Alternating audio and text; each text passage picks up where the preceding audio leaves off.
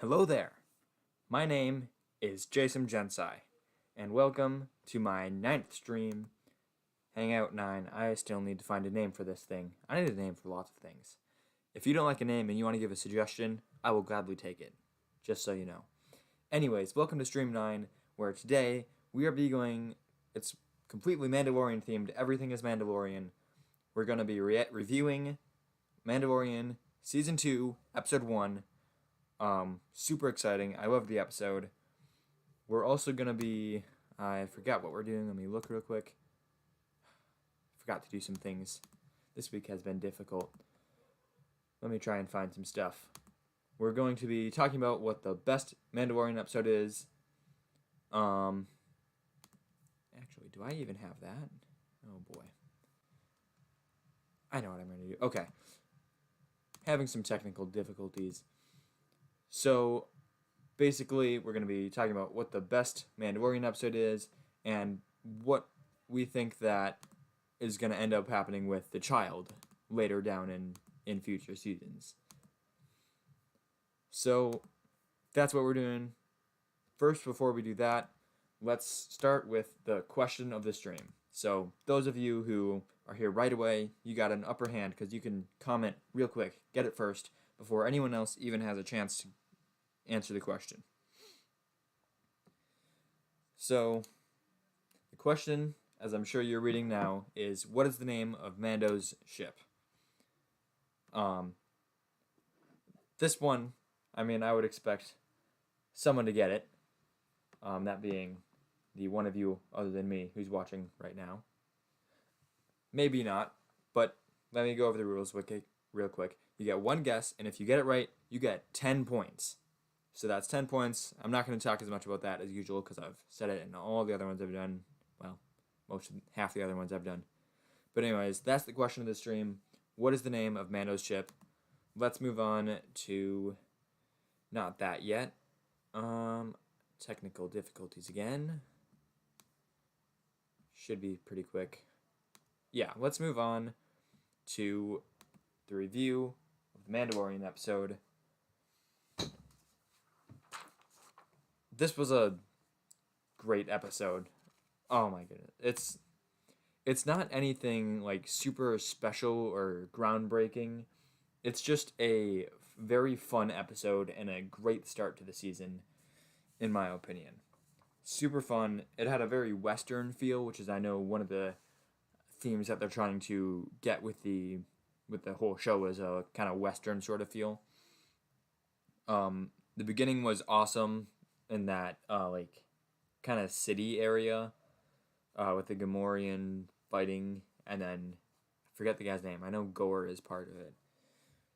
Anyways, that place was pretty cool. I liked seeing Mando fight around there. That whole scene was good. The Tuscan Raiders, super fascinating. Going back to Tatooine, I said this in my review of episode 5, but I don't really mind it to go back to Tatooine. It doesn't really bother me. But I get the idea that people don't want them to use known planets as a crutch. So, I don't know. I think it's fine. What do you think of them going back to Tatooine? Do you mind it? Do you think it's cool? I know some people think it's awesome. They love seeing Tatooine again. The Great Dragon was pretty cool. I'm going to talk a bit more about that later. And one thing I got to point out, actually, you know what? I'll talk about that later too. Let's just get into the more specifics. That's a brief overview of how I thought about the episode. So, it had let me turn that off. Yeah. Okay, so it had a good atmosphere. Like at the beginning, he walks in, it's all dark, no one saying anything. There's some like light, I forget what they're called, the light poles or whatever, that are shining light. And then there's like the dark beasts in the background that you can't really see anything but their eyes. And he walks in and he sees the Twi'lek. He talks to him, gets in the door. Very what you would expect from a good like atmosphere. It's very it's showing, not telling you that it's a criminal place. Yeah, that's what I think of the atmosphere. Not very well said. Sorry about that, but hey, it's live. Um, so yeah, the Twi'lek is cool. The Gamorreans are cool. Even the graffiti is cool. The atmosphere is just very. I don't have a word for it, but they show it very well. The action scene, it was really good. It's probably one of my favorite action scenes that they've done in The Mandalorian so far. The problem with it is that we've seen it in the trailer, so like we already knew exactly what was going to happen. Everything from the whistling birds to Baby Yoda shutting the thing, to even the Zabrak getting the knife thrown into him. It's all been revealed in the trailer, which is fine. That trailer was probably very important to most people. I was gonna watch it anyways. I'm sure you were too, but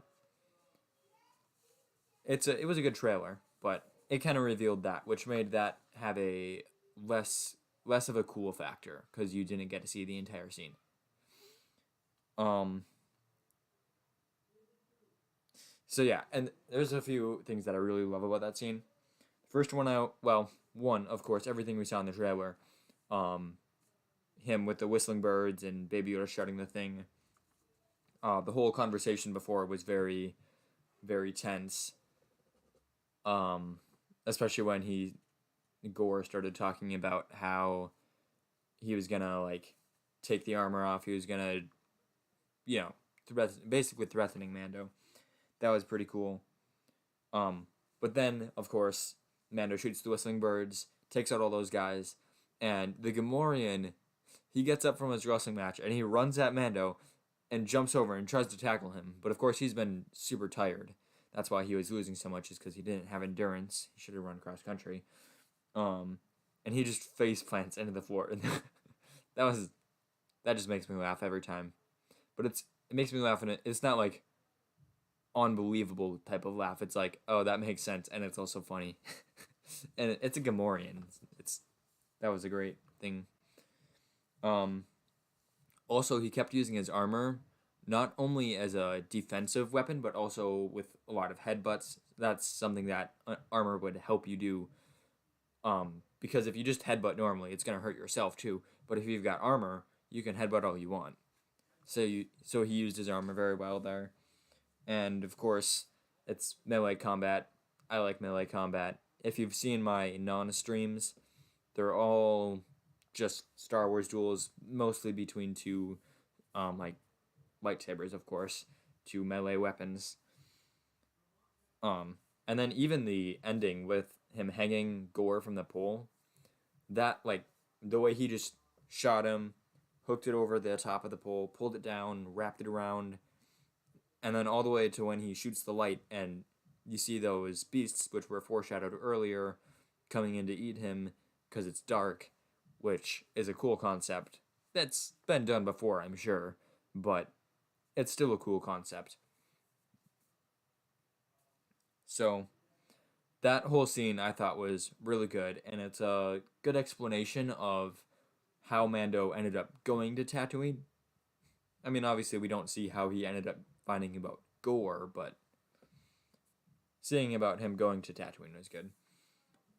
So then, of course, he does go to Tatooine, and which makes sense, he meets up with the mechanic from Chapter 5. I forget her name. But yeah, you know who I'm talking about. The person who fixed up the Razor Crest. You've seen the episode. You've seen episode 5. And she's working on a pod racer, which I thought was a cool touch. And also she had some lines that are probably meant to be good, but fell flat for me. But one of the ones that I actually liked was, "How much do you want for him?" Just kidding, but not really. But like, it's not so much the words, because that's not really that funny. If I say, "How much do you want for him?" Just kidding, but not really. That's not that funny. But the delivery was good, and of course, it being talking about Baby Yoda. How much do you want for him? Just kidding, but not really. Like, that's relatable. There's a bit of truth in it. It also has a subversion of the expectations that just kidding and also but not really. So it's a good joke. Um, yeah, that's pretty much all I know about jokes right there. Subversion of expectations and a little bit of truth. Yeah, that's about all I know. I should look more into that. I'll be a comedian one day. So, anyways, that's a situation that makes sense. Him going back to the person he last saw on Tatooine, because of course, I almost called it Freetown. Mos Pelgo isn't on any of the maps.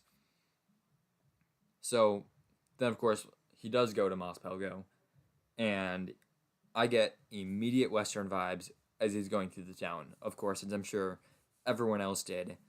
That's a very Western town. I mean, it's on Tatooine with, like, they've got a saloon, they've got a sheriff, or I guess they call him a marshal now because they changed that. Yeah, so I got immediate Western vibes. You go in and they've got a Weequay. Good to see some aliens. And some old ones too. I don't want to see a whole bunch of new aliens because honestly, there's already a lot of them. Just use someone's like Berg, for example, in episode 6, using the Deveronian. That was cool. I don't need to see a new alien. Just show me one that we've seen in, like, Canto Bight or the Cantina or just everywhere else. The Senate. There's probably a ton of aliens. Show me an E.T. That's probably not their actual name, but if you didn't know, and I'm not 100% sure because I haven't fact-checked this, but E.T. is seen in the Senate, or his species.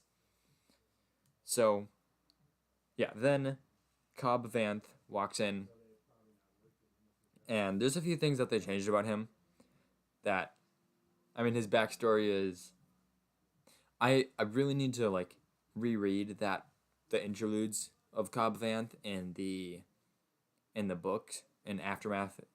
That's where he's originally from, if you didn't know. And kind of see if it fully lines up, because I don't remember his story perfectly, and I think they might have changed some things, but I can't really tell. I'll have to reread it and see if it's a continuity error. So yeah, so they might have changed a little bit of his backstory, but they mostly just changed names. He still kept Cobb Vanth, but instead of calling himself the sheriff, they called himself the marshal, and instead of Mos Pelgo, they call it Freetown. I mean, maybe if, like, Gore and the mechanic called it Mos Pelgo, and then he's like, I'm sheriff of Freetown. That'd be cool. Because I don't know, he does call it Freetown, which I like. So, moving on, it's just a bunch of good dialogue talking about the Great Dragon. By the way, the whatever, I don't know, CGI effects, all that stuff that they do to make the Great Dragon, like, moving around underground and, like, churning up the sand, that was very well done.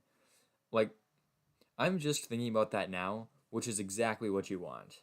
And to be fair, I rarely think of CGI when I'm watching a movie, or any effect, really. Which is part of why I'm so accepting of the CGI in the prequels. Like, I can't think of a scene that really pulls me out. I mean, there is one where they, like, pan over a whole bunch of, like, hilly grasslands, and it's obviously fake. But they have a similar scene in episode 6 where they're panning over sand dunes, and that looks fake too. So, and I don't think they had CGI then. I don't know. The point is, it looked really good. Good job to whoever made that. Although it was probably many people. Good job to all the people that made that. So then they move on and they're going to the Great Dragon place, where he lives, and they have the speeder bike, Cobb Vanth, the speeder bike. It looks like Anakin's, like one of Anakin's pod racer engines, but with a little chair attached to the side, and I think there's, like, a red panel or something somewhere. I don't know, but it looks exactly like that one, and It's a cool nod. I don't know if it makes sense, but then again, I don't think it necessarily has to. I think things like that, you can have them every once in a while that are cool for the people who would recognize Anakin's pod racer, and maybe he copied a pod racer or someone copied him. It's definitely possible. But anyways, that's a cool nod. Um, so then on the way, he's telling Mando his story about how he becomes Cobb Vanth, or how he becomes the Marshal. And again, I'll have to go back and relook at the Aftermath trilogy, the interludes there, and see if that contradicts at all. Like if there's not a way to where both stories can make sense. And I think they can. I think it just left out a part, but I'd have to go reread it. But then he comes back with the Boba's armor, and he takes on 5 minor soldiers, and he only used the armor once, and that was for the last guy. So basically, the problem with that is he didn't really need the armor. Like, he could take out 4 without the armor. Unless, the one thing with that is if Boba is well known enough to where the miners recognized him and were, like, afraid, as of course you would be if you encountered Boba Fett. Because he's famous bounty hunter. I mean, I'm sure he's over exaggerated even in Star Wars. I mean, just look at what the fans think of him. I'm sure at least some of that is true in Star Wars. Yeah. So, and then of course you see that what do you call it? Dang it, I'm blanking. I hate blanking. Right. You see the miners are like running away, not running. They're driving away in their, I don't know what it's called, like speeder car or something. And he shoots the missile, which of course is a great use of the armor. Kind of armor. It's a missile, but part of the armor. So he does use the armor a little bit. But, what it was is they're running away, which means they need to have a reason to run away. They probably wouldn't run away unless they could recognize it as Boba Fett's armor. I mean, unless they're just really scared. He did take out 5 people, but like they had 10 there, so I don't know. And he did kind of have surprise because he was ready for a fight. They weren't. Not really surprised, but he had the advantage of preparedness. So anyways, that's all I have to say about that brief scene. Oh, one quick thing.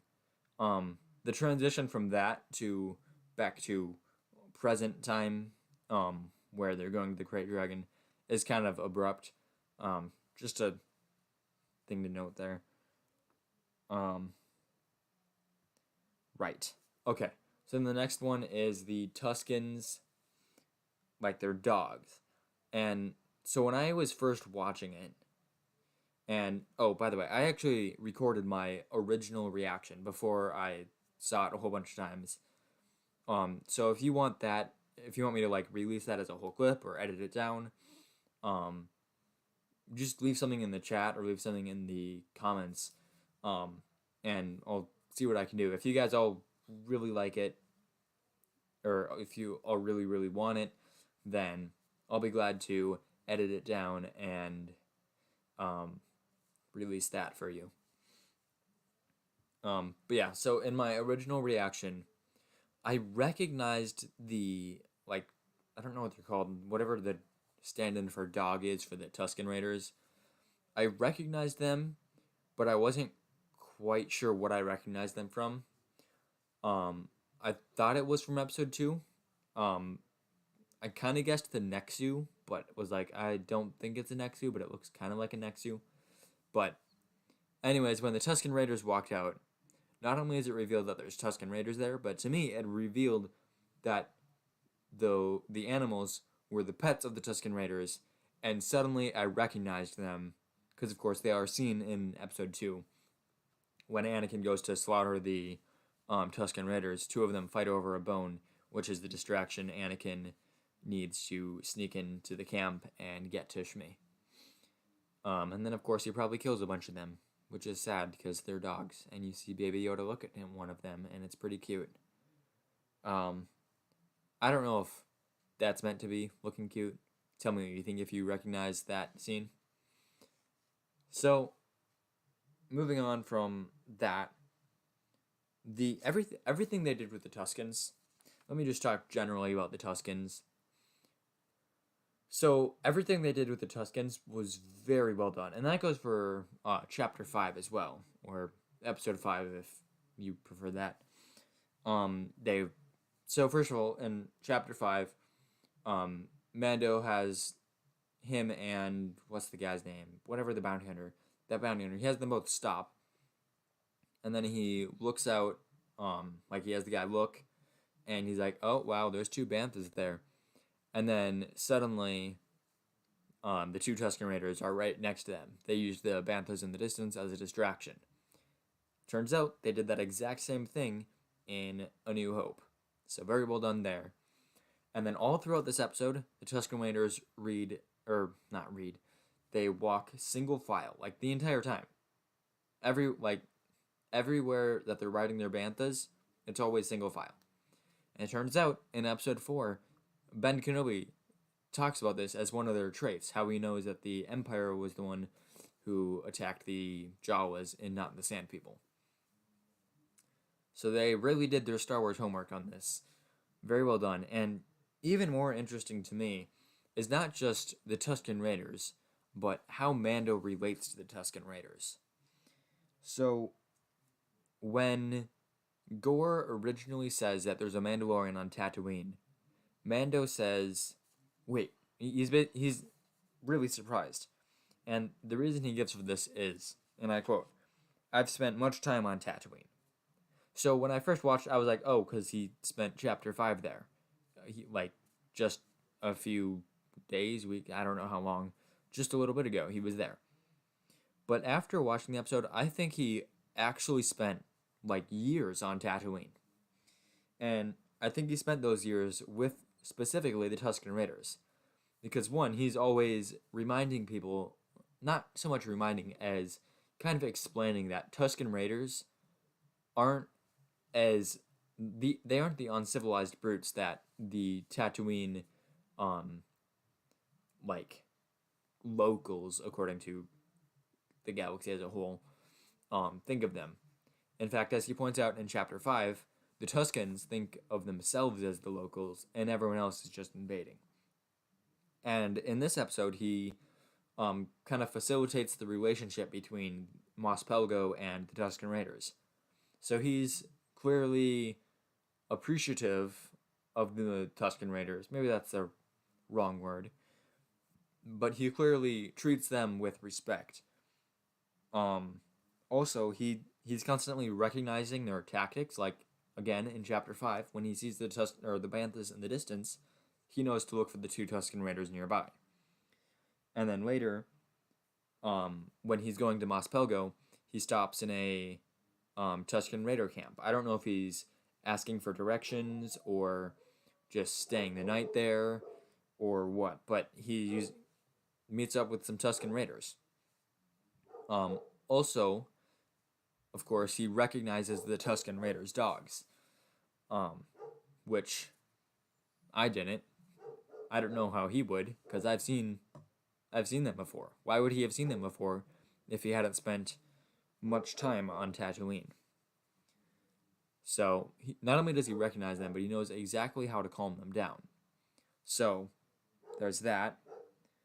Also, when he's talking to the people of Mos Pelgo, he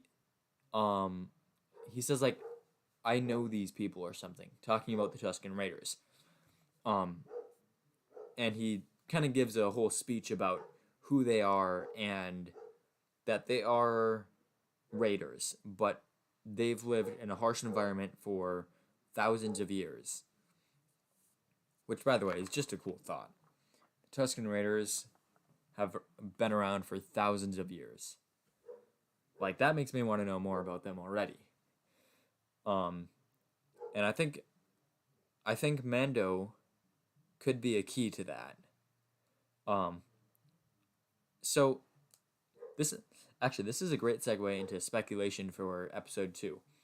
So we know Boba is probably going to want to attack Mando, get his armor back, and that could lead Mando to. So here's the thing. I wouldn't say Boba is a better warrior, like a better warrior than Mando, but I would say he could easily defeat Mando if he's on the offensive, if he's hunting him down and attacking him. Because Mando doesn't know he's attacking, right? So Boba's going to be able to use his bounty hunter tactics to take out Mando before Mando even has a chance. Of course, Mando's very good at surviving, so I'm sure he'll do that. Meet up with, and this is just baseless theory. Well, not baseless. It's based on Mando's relationship with the Tuscans, but a basically baseless theory. Mando's gonna almost die to Boba, probably some bomb or something. He'll probably use a blaster too, just to show off. Not Boba showing off, like the filmmakers showing off Boba. Because I mean, if they didn't, that'd be kind of lame. And they gotta please those Boba fans who think Boba's the best. And then I think Mando is going to like hang out with some Tuscan Raiders for a while to kind of recoup or regroup, all that sort of stuff, and maybe even Boba takes Baby Yoda. That'd be tense. Oh, that'd actually be a good episode. And Mando has to get him back. That'd be pretty cool. So, what do you think of that? Tell me in the chat. And by the way, if you've got anything to add at any point, just leave it in the chat, or in the comments too. Yeah, just one of the main reasons I have this channel is to have a discussion with fellow Star Wars fans and to basically just be able to share my ideas and also to hear all of your ideas. So leave it in the chat. I'd love to read it. I'd love to respond and get a dialogue going. So one quick scene I want to mention is when the Tuscan Raiders show up at the Crate Dragon like cave, the what do they call it? Abandoned Sarlacc pit. Which, by the way, that line of it there is if you eat the Sarlacc, that was a pretty good line in my opinion. The Sarlacc pit, and they leave a bantha there. That whole scene, it's good foreshadowing for later in the story when they need to wake up the Sarlacc, or not the Sarlacc, wake up the Crate Dragon and get it to come out. They do it the same way, but with 3 Tuscan Raiders. It's not a super important foreshadowing, but it is good foreshadowing. So I just wanted to mention that. This episode has a lot of foreshadowing, actually. They foreshadow Boba Fett, of course, by having Cobb Vanth. They foreshadow Cobb Vanth by sending Mando to Tatooine to look for a Mandalorian. They foreshadow Gore, the crime boss that Mando gets his info from. They foreshadow his death at the beginning when you see the beasts like hanging out just outside of the light of the lamps in the beginning when he walks in. And of course the foreshadowing I just mentioned. They foreshadow what else? I can't think of any more off the top of my head, but how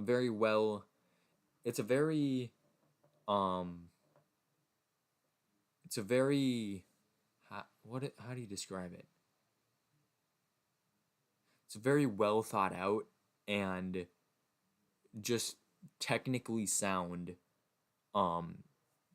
episode, and I think that's part of why it's so entertaining. It doesn't have the like coolest plot or the most in-depth backstory or the coolest setting. It's one we've seen before, but it does have a pretty cool setting though. But not the coolest. But it's a great episode because it's so technically well done with its writing. Its writing is technically well done. What happens? Oh yeah. So then they get to the um, and I, yeah. So they get to the scene where Mando tries to convince the town that they need the help of the Tuscan Raiders, and that was a good scene. I already talked about Mando's speech, which I think is the coolest part of that scene, of course. Um, then they move on to meeting with the Tuscan Raiders, which also very well done. They showed the tension between the two, but it wasn't overly done. And also they had ballistas that they revealed at that point. I I don't know why, but I thought that was really cool because ballistas are cool, but I don't know. Something interesting. And again, they're writing single file. Um, just a lot of attention to detail throughout that section. As through all the episode. Like it's so um sound. Like it's there's not many things you can say that are bad about it, other than maybe and I'll get to it, is the conclusion or the climax. So then they like come up with their plan. They dig the ditch and get all the bombs in except for maybe one or two bantha fulls. Bantha's full, not bantha fulls. Anyways, they get a whole bunch of bombs underneath the ground with a detonator. Again, very well done with explaining exactly what they're going to do in a concise and interesting way. It's not like a bunch of exposition that's super boringly, um, I don't know, just shoved in there. It's it's shown and told, like at the same time, with the montage and Mando speaking over it. Um, so moving on to the actual battle, I thought it was the beginning part was pretty good. Um, like the Krayt Dragon comes out, and it's just this giant worm that's super threatening, and they're pulling the worm towards them and trying to get it angry to come forth. I don't know why they didn't just dig the bomb thing closer, which I thought would be a good solution, and then maybe um instead of trying to get it to come out, they try and keep it in by attacking it, trying to drive it back, and also having the ballistas on the other side, pulling it back towards the cave and trying to hold it in place.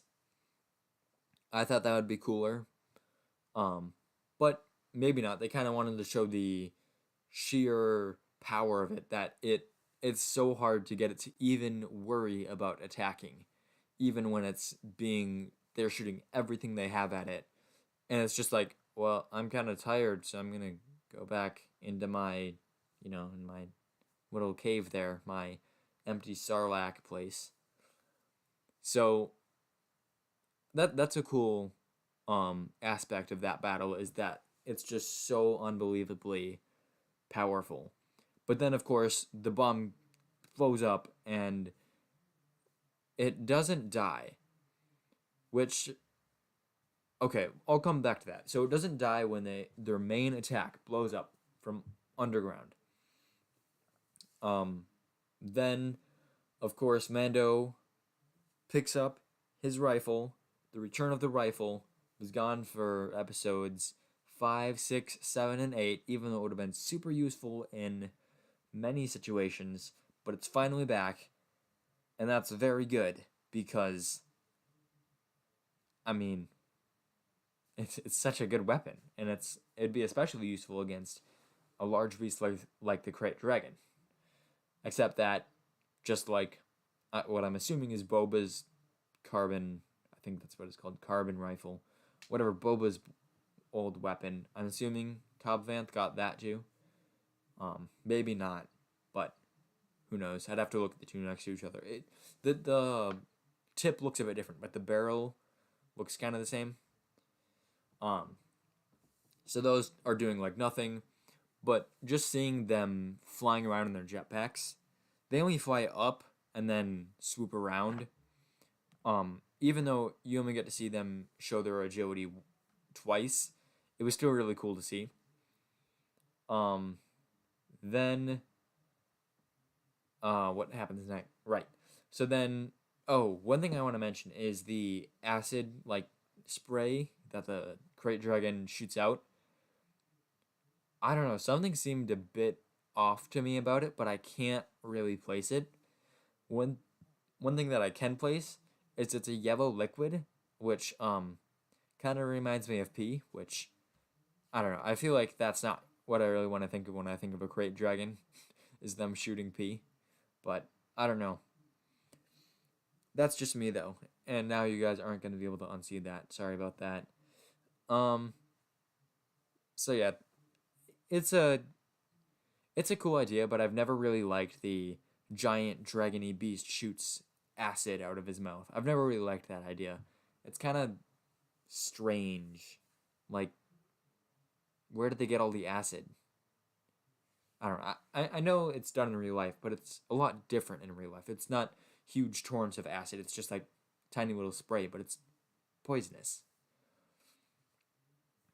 So I don't know if that bothered you too. Say something in the chat or in the comments.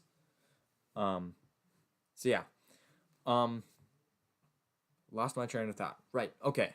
So they land on the ground and they get the attention of the Krayt Dragon, and Mando smacks Cobb Vanth's jetpack or Boba's jetpack, whichever one you want to call it.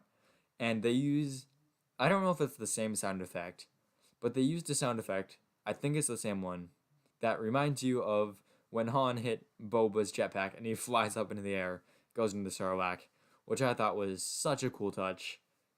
Again, such attention to detail. Just a very well done episode. He flies up, and then Mando gets eaten, which here this is where I don't like where the story went. So one, Mando gets eaten, stays underground in the Krayt Dragon's mouth for 40 seconds, and I did count that. It is literally 40 seconds, maybe 41 or 39 or something. That should not be possible. I would accept it if he stayed underground, and I accept it. I would accept it more easily if he stayed underground for like 5 seconds.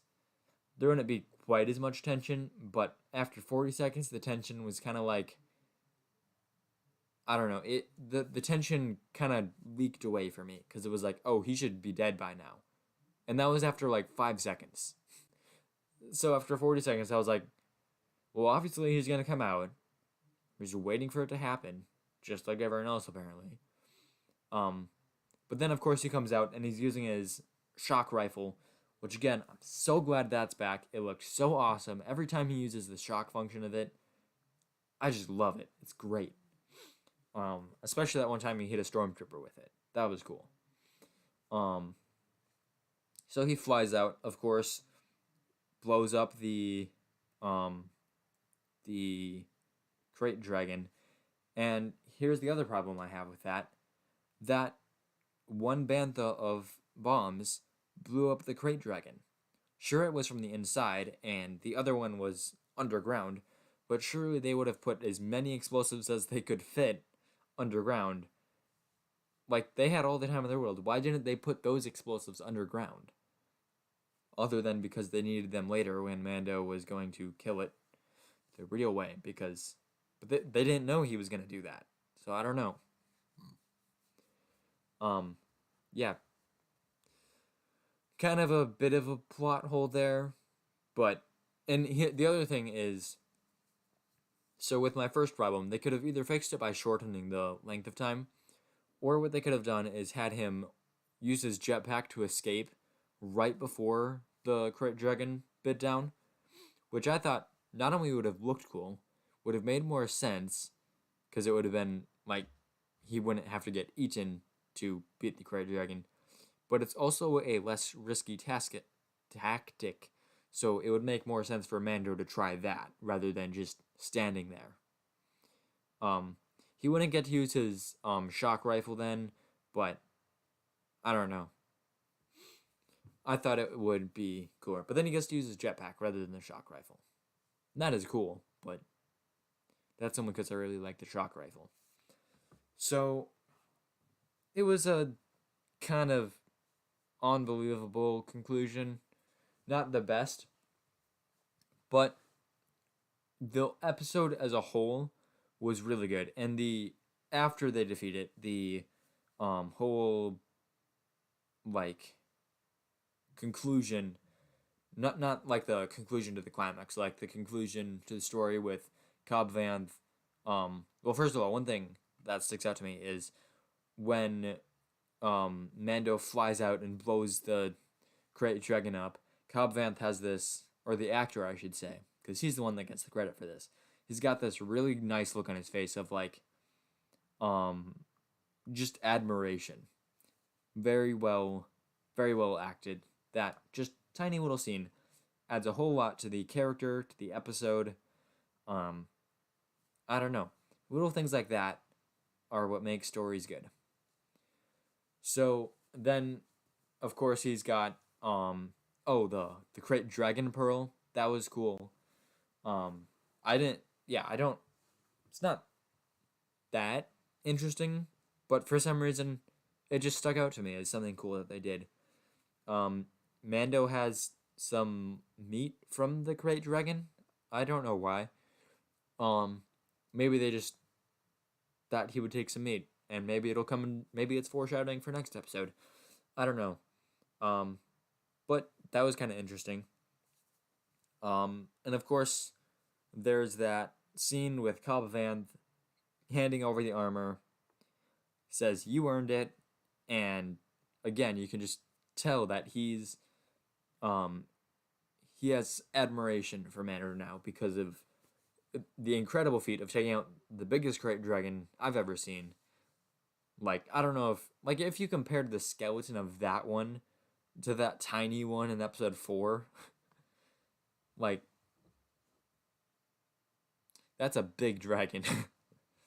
I'm guessing what happens is they keep growing as they age, and that one just lived a long time. Because Cobb Vanth says that one has been terrorizing that area for before Mos Pelgo, so that one's probably lived a long time. I don't know why. Maybe it's because the Tuscan Raiders were like feeding it, to try and keep it from raiding, and maybe other ones try and kill them when they're young. But that one grew to be kind of big, and then they decided to just give into it and feed it, and that just worsened the problem. I don't know.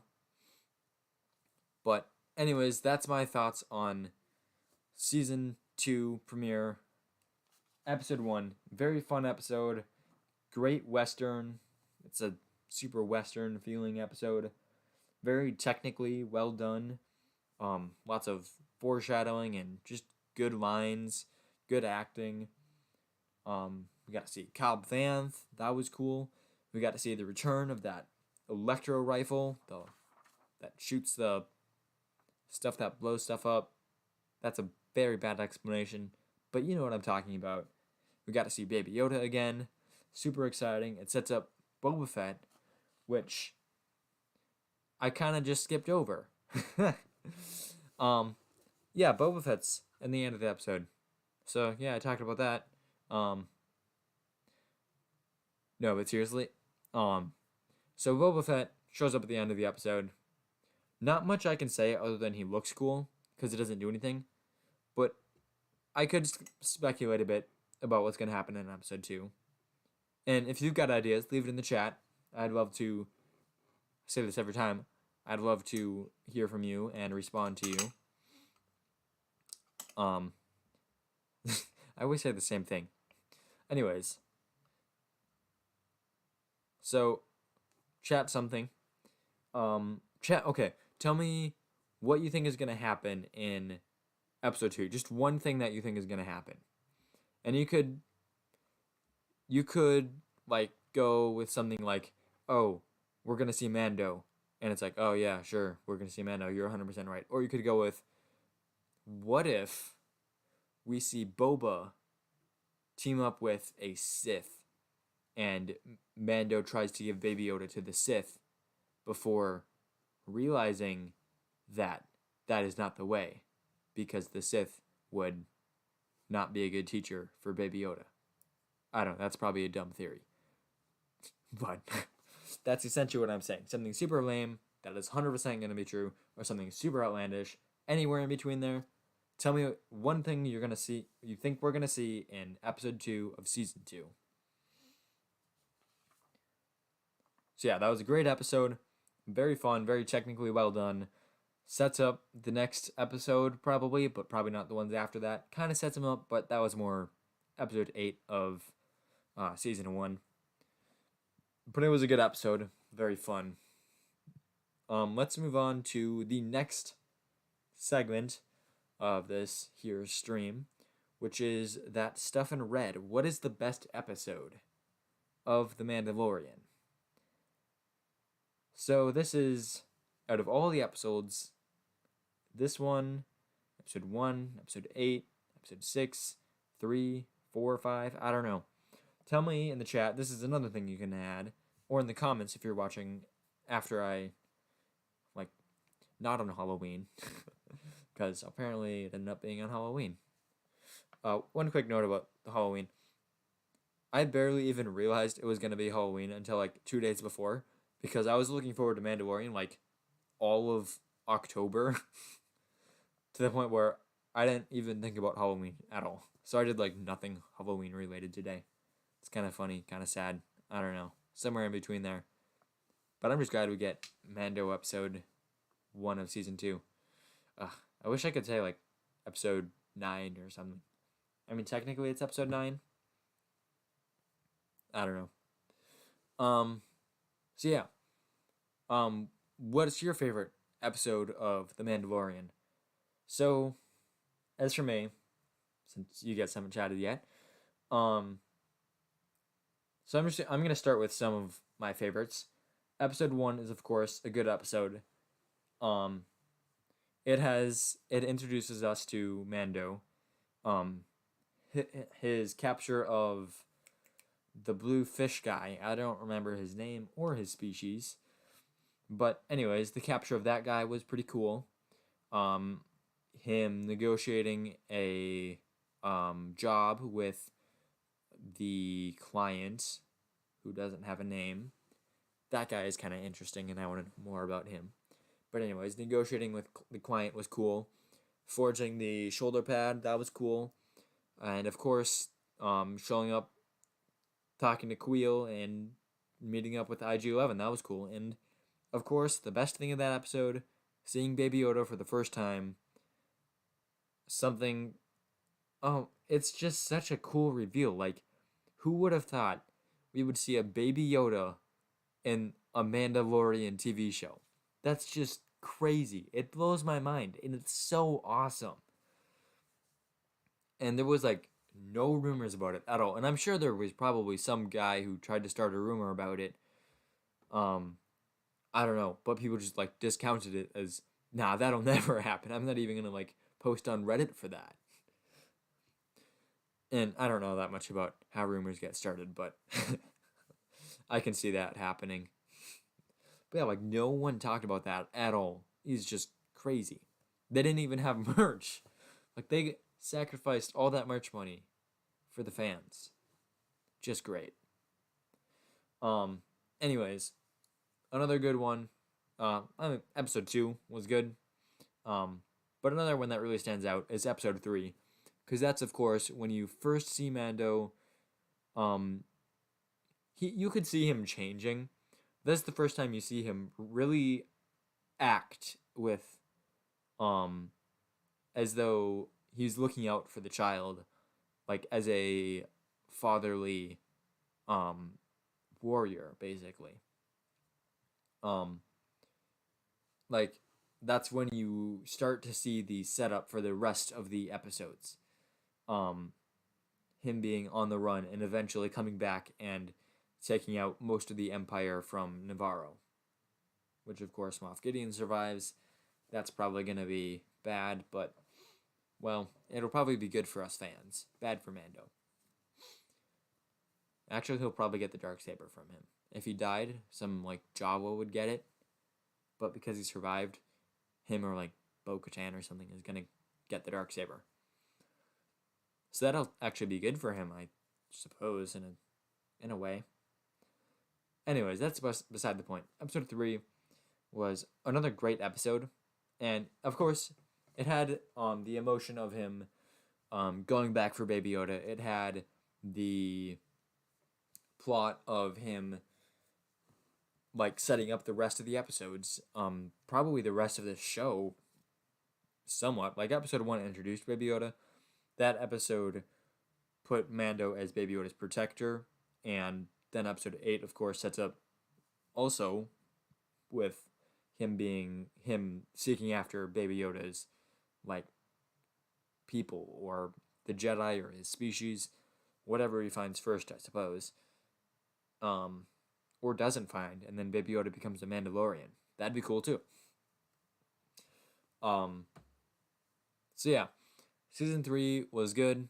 But the most important reason that it was good is because, at least in my opinion, is the fight, like the choreography, the action, how he used his full suit of armor. He used his armor, he used his blaster, his rifle, his shock, and his shooting of the rifle. He used his flamethrowers, his grapplers. He used, did he use his knife? I don't think he used his knife. But he did use his, like, hand-to-hand combat. He didn't use his ship, but, oh well. He rarely uses his ship.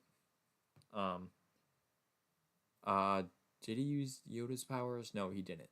But, and then the Mandalorians show up, and they're totally taking out everyone because they have the high ground. Which, believe it or not, but if you have the high ground, and your opponent is cowering behind a, like, 3-foot tall barricade made of some random crates they found in the middle of nowhere. Well, not the middle of nowhere. In the middle of a city. They're crouching behind, like, stuff, of course, because Mando is going to shoot at them. But suddenly they have Mandalorians in the sky. They're completely unguarded. So the Mandalorians just take them out super easy. That was cool to see. Yeah, episode 3, again, a good episode, but not my favorite. Then we move on to episode 4, which, honestly, is kind of, it's not bad, but for a Mando episode, it's bad.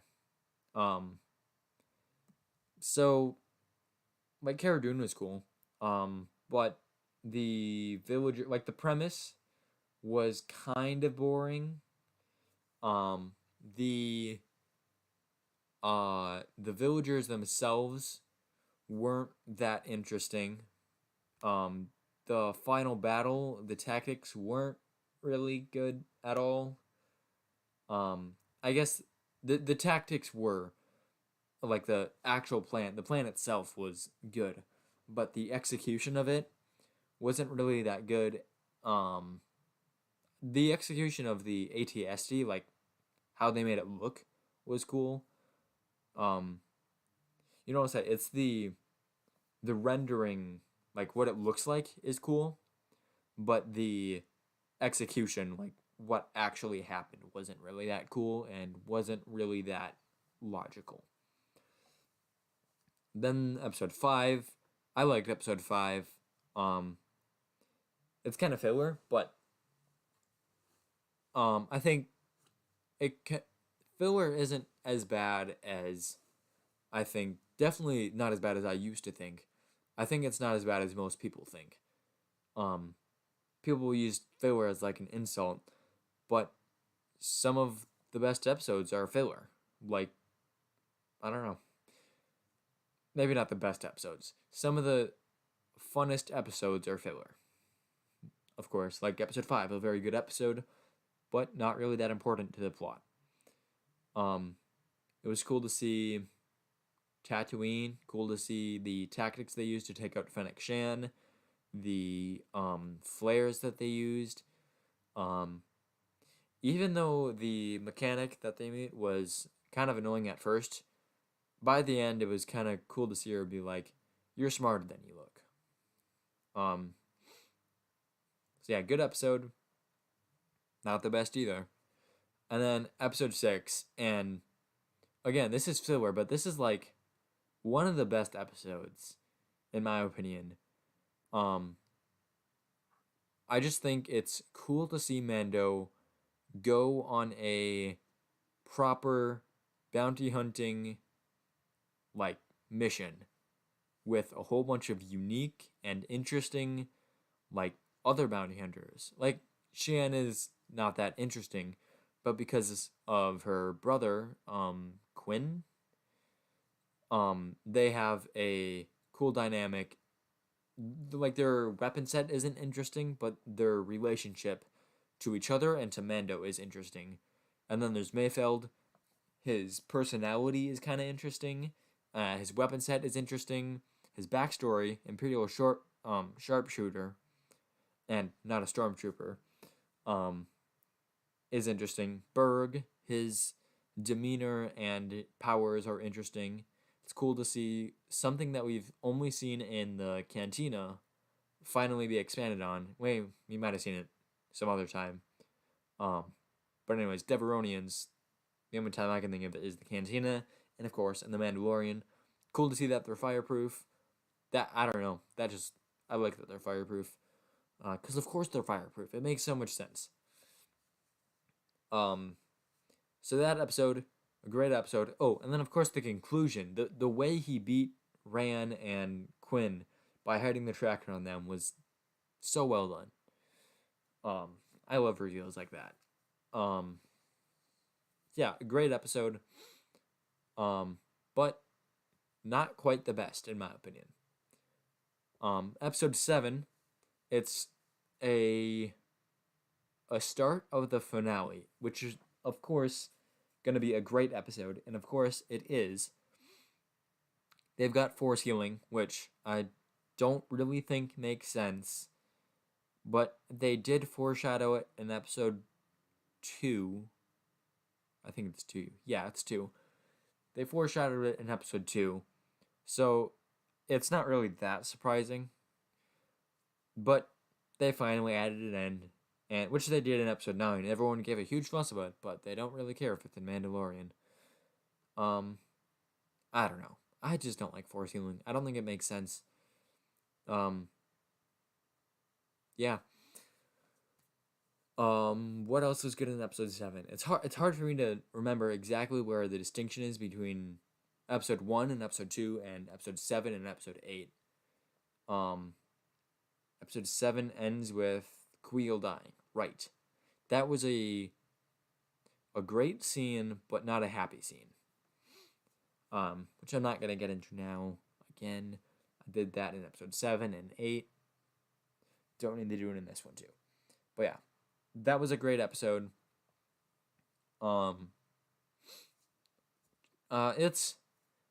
It's not as interesting or exciting as I would have liked. It's not as, if it had been more interesting and exciting, it could have been the best episode out of all of them.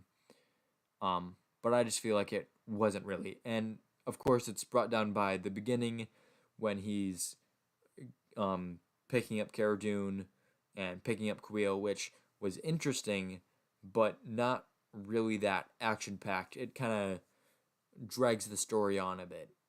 And there's not much they can do about it. I'm glad they did it, but it makes for a less interesting episode. Moving on to episode 8. As I'm sure you guessed by me saying that none of the other ones are my favorite, episode 8 is in fact my favorite Mandalorian episode. When I first saw it, basically, some bus was late and I had a lot of time. So when it first came out, I saw it like, I don't even know, like 3 or 4 times in that day. And I first saw it at like sometime in evening or afternoon. And I saw it like 3 or 4 times before the end of the day. So that not only says how much I like it, but also explains part of the reason why I have such a connection to that episode is because I had nothing else to do. So I saw that episode a whole bunch of times in a row. which I guess you could argue would be a reason why I wouldn't like it, but it turns out it's a great episode, so I actually really like it. So everything from the beginning to the end was not everything. Um, I'll go over the things I didn't like, but pretty much everything from the beginning to the end was great. And last week I did a review of that. If you want to check that out, um, I don't think I have a link in the description, but you know what? I should probably put links into the description. Um, I'm pretty sure I have a link in the description to the playlist of all of my live streams, which, yes, I do have that link there. So if you want to check out that, you can just click on the link for that. And then you can check out that entire playlist of stuff if you want. But yeah, I've got reviews of all these, but my favorite episode is, of course, episode 8. The beginning was great. Those scout troopers are so funny. I love the dynamic between the two, where one is like kind of resigned and pessimistic, and he's like what you would expect from a stormtrooper who's been through most of the war. And then the other guy was super interested in just seeing what Baby Yoda looked like, kind of just shocked when he heard Moff Gideon killed his own men. And the line where the guy's like, "I get that point. Do you get the point?" And the guy's like, "Yeah, I get the point." That line was pretty good. I feel like it went on a little bit too long. When they started shooting at the thing and just completely missing, that I didn't really like. I don't know. I just feel like it's fine for fans to make fun of stormtroopers for not missing, but I don't really want to see that type of thing in films. And yeah, I don't know. Especially, or films and TV shows, I should say. Yeah, it was a good episode. Right, okay. So then, of course, IG-11 shows up, and that's a cool scene. Just the brutality of him taking out the scout troopers, then telling the child, "I'm sorry you had to see that." But of course, the child has seen much worse. He's hanging out with a Mandalorian, so yeah. Yeah, then he goes in and he's riding a speeder bike no-handed. And I just want to say, speeder bikes are so awesome. Like, that scene in episode 2, when Anakin's riding the speeder bike towards the Tuscan Raider camp, and he's got Duel of the Fates, that scene is awesome. Not just because of Duel of the Fates, it's because of speeder bikes. That scene when the scout troopers are flying towards Navarro City, it's probably not called that, but whatever city was on Navarro, that was cool, even though they were just riding across flat ground. In episode 6, when they're flying through Endor, that was cool. Just speeder bikes are awesome. The music when Mando and the bounty hunter kid in episode 5 were flying, or not flying, riding across Tatooine, that was cool too. Scene doesn't really stick it out that much, but speeder bikes are awesome. And specifically, IG-11 on a speeder bike, going no-handed, shooting blasters, was so awesome. Like, it is the way he leaned to turn it, the way he just shot everything he went past, just the way that he moves, the way they embrace how much of a droid IG-11 is great. And now I'm looking into past the speeder bike and just IG-11 himself, just a very well done character because of the way they treat his body. He doesn't walk around like a human. He walks kind of rigidly, and he has a lot of joints that humans don't, and they exploit that. They use it to make him look interesting and cool and unique. IG-11 is just such a cool character, and that speeder bike scene is also cool. So then, of course, Mando and not and then during this, Mando, Cara Dune, and Grief Karga have all been hanging out inside the cantina slash Imperial base slash Grief Karga's base, where everything happens. That place. They're hanging out there because Moff Gideon is just having them stand there. Has an E-web set up, threatens them, super menacing. The music is great there. Just the way that Moff Gideon talks is very intimidating. It's not like Palpatine. It's not gonna like creep you out. It's just the inevitable. It seems inevitable that you are going to lose. That Baby Yoda is going to be his.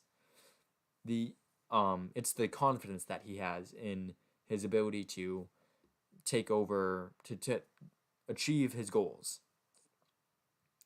So that whole scene was super tense, and then of course IG-11 gets there, and they have this cool fight where Mando goes out, picks up the E-web, shoots at a bunch of guys, and just and that's of course a reference to the first episode when he takes out the like pirates, or I don't know who they are there, who are holding on to Baby Yoda, with just going and getting the biggest gun he could find and shooting them all.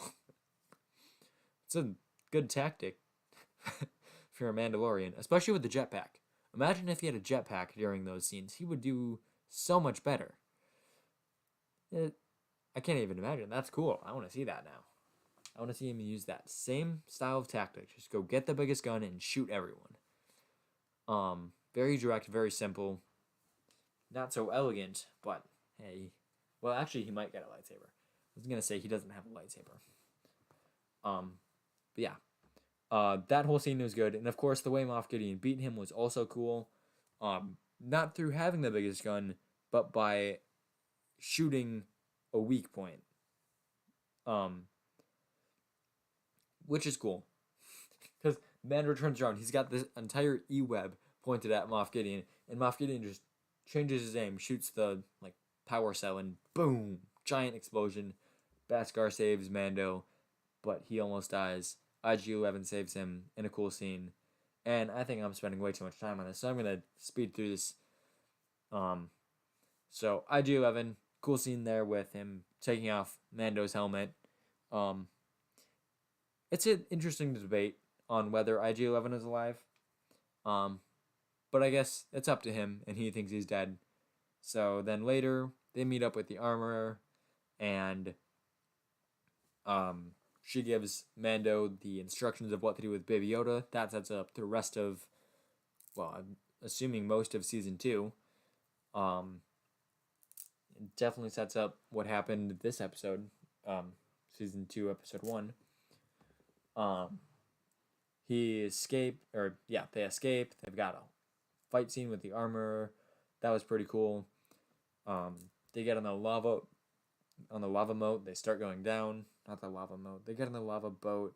They start going down the lava river, and IG-11 sacrifices himself in another great scene. And I would talk about this a lot, but I've already talked a lot about this episode, and my voice is getting pretty tired.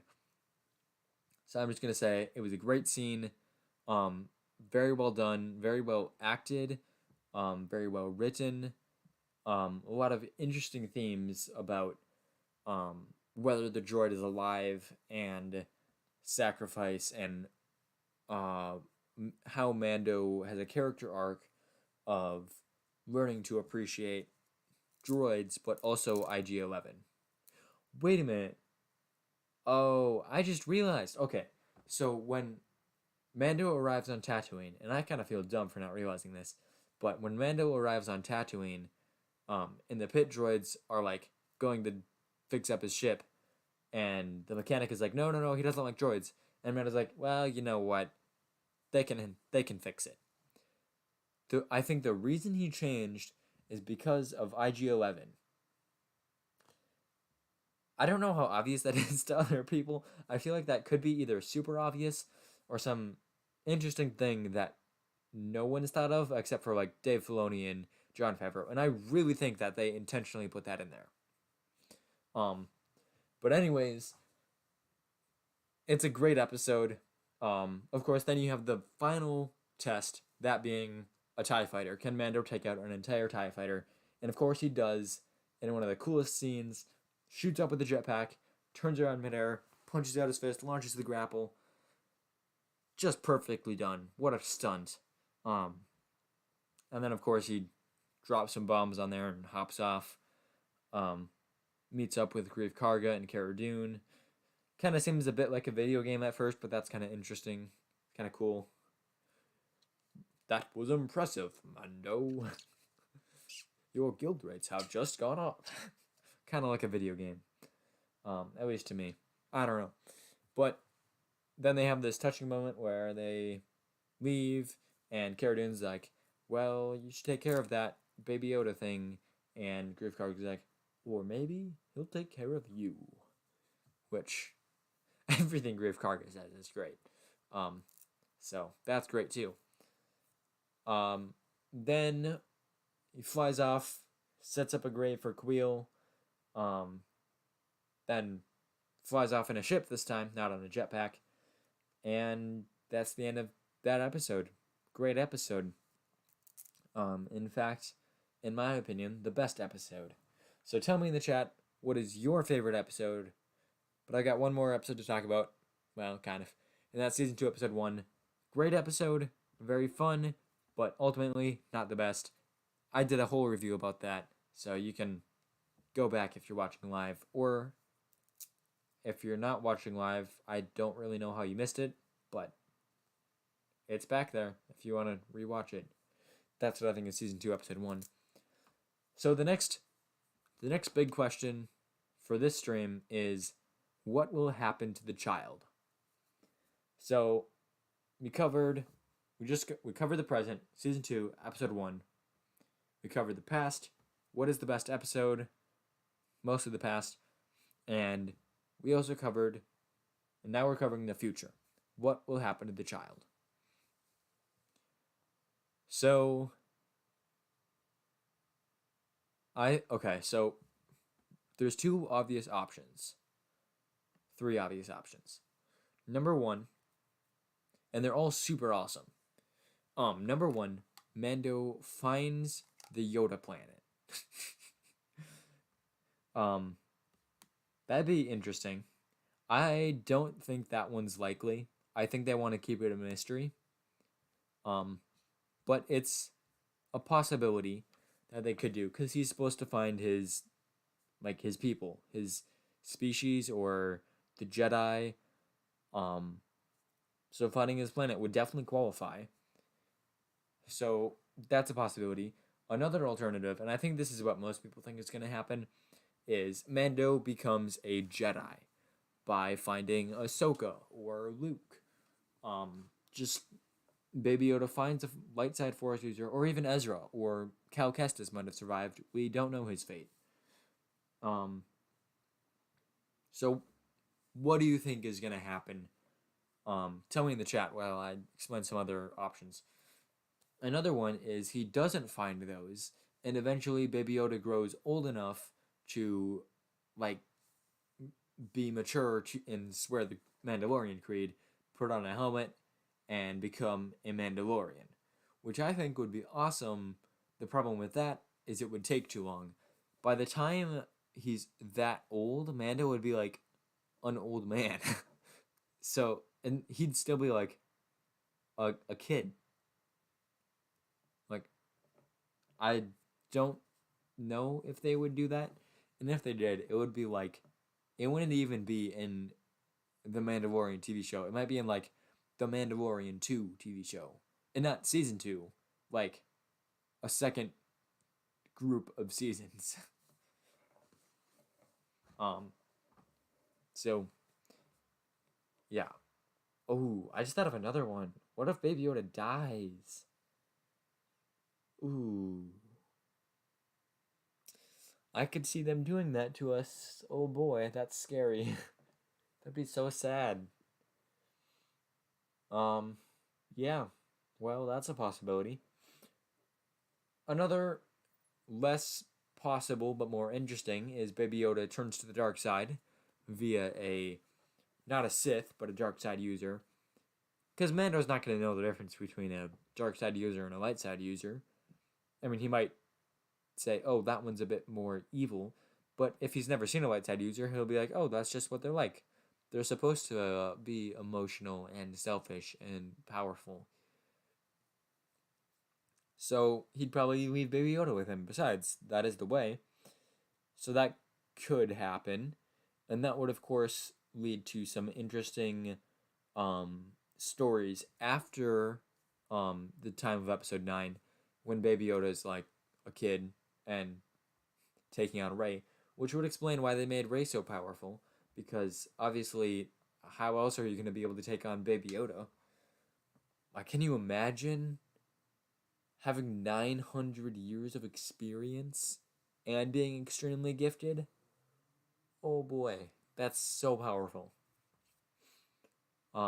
Which based on Baby Yoda, either Yoda's weak, Baby Yoda's really strong, and this is naturally, of course, um, or probably both, because even as like a tiny kid, like most people call him a baby, I would think of him as at least a toddler in maturity. Anyways, even at that age, the child is lifting up mud horns, and repelling fire. But um, Yoda's sure he could do that a lot easier, but he's got 900 years of experience, whereas the child's got only 50. In addition, he's got the maturity of a full-grown adult, and Baby Yoda has the maturity of a kid, like a toddler.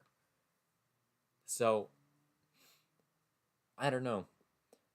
I could see Yoda being, or Baby Yoda becoming extremely powerful. And that goes for whether he becomes a Jedi, a Sith, or even a Mandalorian.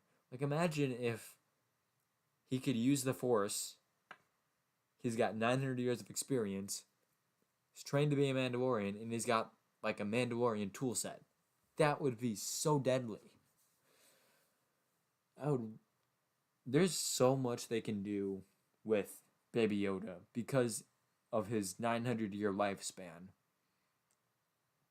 Ultimately, I think the most likely one is actually, you know what? I was going to say that he becomes a Jedi, but actually think the most likely one is that he dies. Number one, that would bring a very emotional end um, to the story. Um, two, I could see Disney like not wanting to add the child in as a complication for the sequels. Like, what would he be doing at the time? Um, like with Palpatine back, where's the child? And he could be off with Ahsoka, but you would think Ahsoka would want to help out Rey, at least a little bit. I don't know. So they have a lot they could do with the child. I think he's gonna die. I don't want him to die, but that's what I think is gonna happen. So tell me what you think is gonna happen in the chat. And with that, that's it for this episode. Um, I'll do a brief recap of stuff. So, actually, let me go back to that real quick. So, of course, we talked about Season 2, Episode 1. Very fun episode. Great start to the season. We talked about the best episode in The Mandalorian, which is, of course, in my opinion, Episode 8. Just an excellent conclusion. Made me super hyped for Season 2. All the way up until Season 2 came out, I was looking forward to it. Like, yeah, that's how good it was. And then, of course, what will happen to the child? They've got a lot of possibilities. Not all of them are happy. In fact, most of them are kind of sad. There's two that I like, Jedi and Mandalorian, but, dying, becoming a Sith, um, outliving everyone and becoming sad, that's probably going to happen no matter what. I don't know. They could do a lot of things with 900 years of life. But yeah, that's it for this episode. One thing I want to briefly bring up is the question of the stream. If you know the answer, you could win 10 points. You only get one guess, no looking it up, but you could get 10 points. And one thing I do want to point out for those of you who stayed the whole stream, and I guess technically those of you who just tuned in right now, is you could go back to my previous episodes, watch through those, get to the question of the stream, answer those, and get the points for those too, because no one has gotten it right yet. So you could get 50 points, assuming you know all of the answers. And a lot of them are a lot harder than this one, at least harder for me. Maybe this one's super hard for you, and I don't know, Tara Sinube's lightsaber is obviously whatever color it is. I'm not going to tell you because no one's gotten it right yet. You have to guess. Actually, I hope you don't have to guess. So yeah, that is the question of the stream. That's pretty much all I have for this episode. If you've got any suggestions for what you want me to cover next episode, leave that in the comments or the chat. If you've got things you like about the episode, questions you have about the episode, or things you think I can improve on about the episode, I'd love to read those in the comments or the chat as well. So thank you for listening, and with all that said, may the Force be with you, always.